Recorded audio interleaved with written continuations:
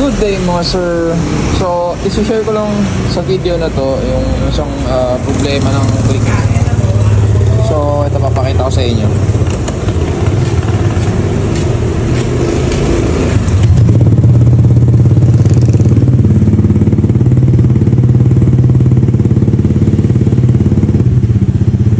So, okay. So, maandam na siya, diba? So, umiikot yung gulong. So, kapag rinip mo to, dapat magbabasa yan ng yung speedometer niya, diba? Ayan, hindi siya nagbabasa. So, wala siyang speedometer. Kaya, ang gagawin ko, ayusin natin. So, normally mga sir, ito kasi yung speed sensor niyan, nandito sa loob. So, minsan yung wire papunta doon sa sa ECU may putol. Dati na kasi ito na putol, naayos ko na. So, check natin ngayon kung saan banda yung putol na. So, para ma-check yan, kailangan natin tanggalin tong air box nya, tsaka itong upuan para mahugot to. Okay, so tanggalin ko muna.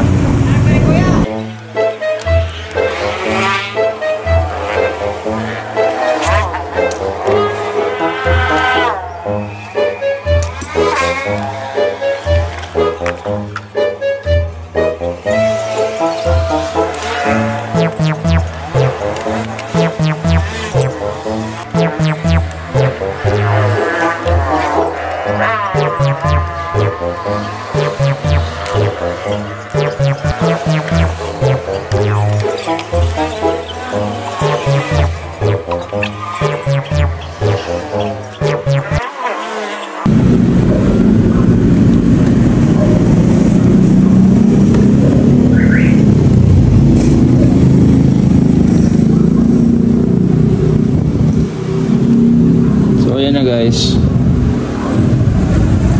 dito yan usually.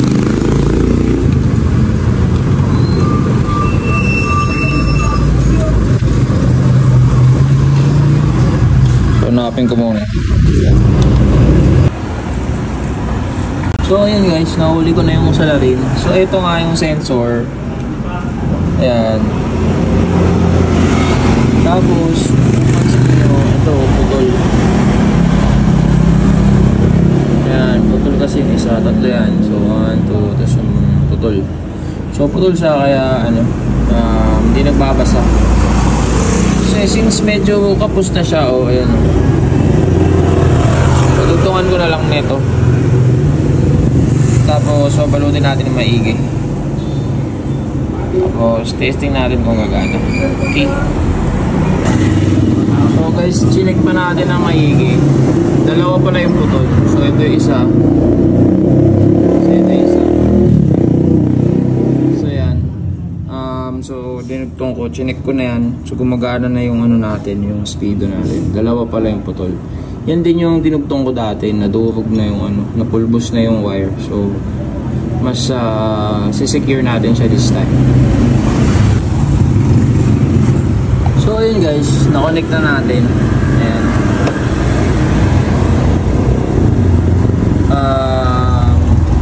Shrink tube lang ginamit natin para ma-secure siya. Ayan. Kasi tagon, electrical tape ko na lang tumbo, tapos pabalik na natin siya. Goods. Tapos testing natin ulit. So yun guys, nabalik ko na. Ayan.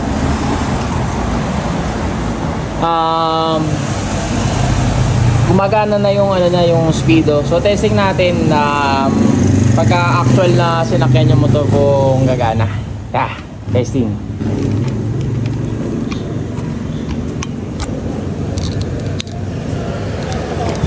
So ayan, kita ba yung speedo?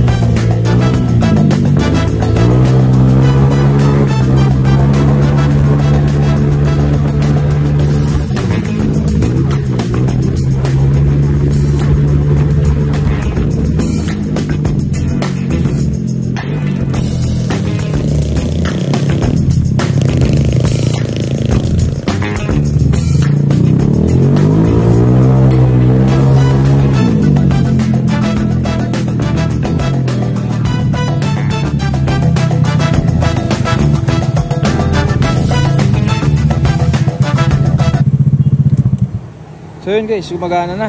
Ayos, success.